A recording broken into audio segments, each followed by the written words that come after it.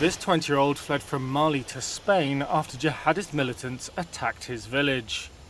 His mother and father were dead, his brother and sister missing. I thought they had all died. I thought that I was the only one in our family still alive. His ordeal is a sign of how groups with links to Qaeda and Islamic State are gaining ground in the Sahel region. And experts warn there's another risk.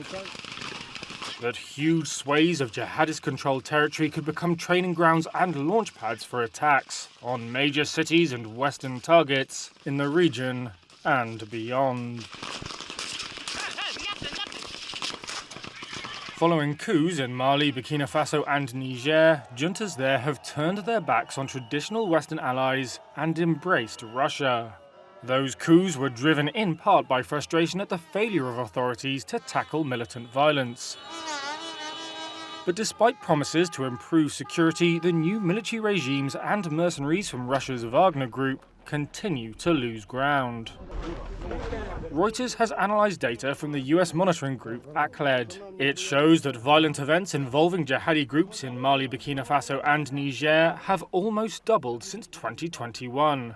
That's an average of 224 attacks a month, compared with 128 in 2021. Military regimes in the region. ACLED's Henny and Sabia is an associate analysis coordinator for West Africa.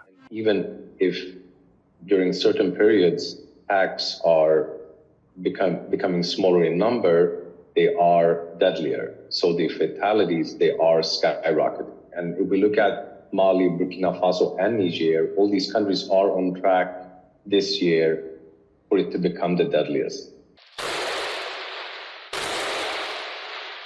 On September 17th, the Al-Qaeda-affiliated JNIM attacked strategic parts of Mali's capital Bamako, killing dozens. That showed how the largely rural insurgency was capable of striking at the heart of power. Burkina Faso is perhaps the worst hit of all.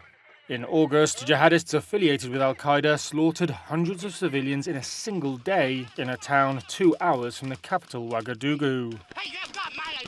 About half the country is now beyond government control, the UN has said.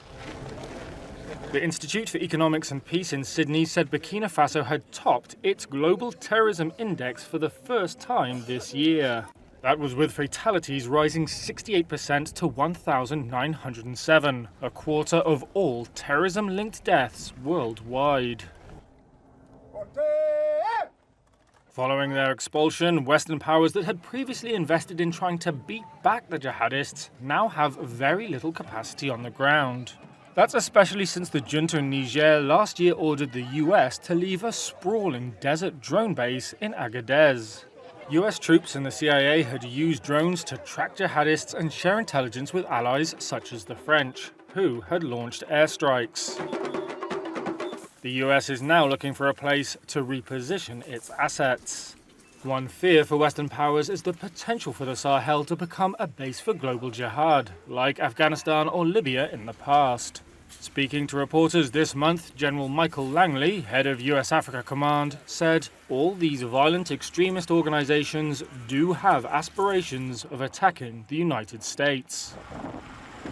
European governments, meanwhile, are divided on how to respond. Some object to keeping communication with juntas open because of human rights and democracy concerns. Others, particularly those in southern Europe who receive the most migrants, disagree. Data from the UN's International Organization for Migration shows the number of migrants arriving in Europe from Sahel countries rose 62% to 17,300 in the first 6 months of 2024. That's from 10,700 a year earlier. The IOM also said that the route to Europe that has seen the steepest rise in numbers this year is the dangerous crossing from West Africa to Spain's Canary Islands. It was that route taken by the 20-year-old migrant now in Barcelona. It took him 2 years to get there, and he's now applying for asylum. He's arrived in Europe at a time when anti-immigrant far-right parties are on the rise and some EU states are tightening their borders. But for him and others like him, the spiraling threat of jihadist violence means they have no other option than to flee.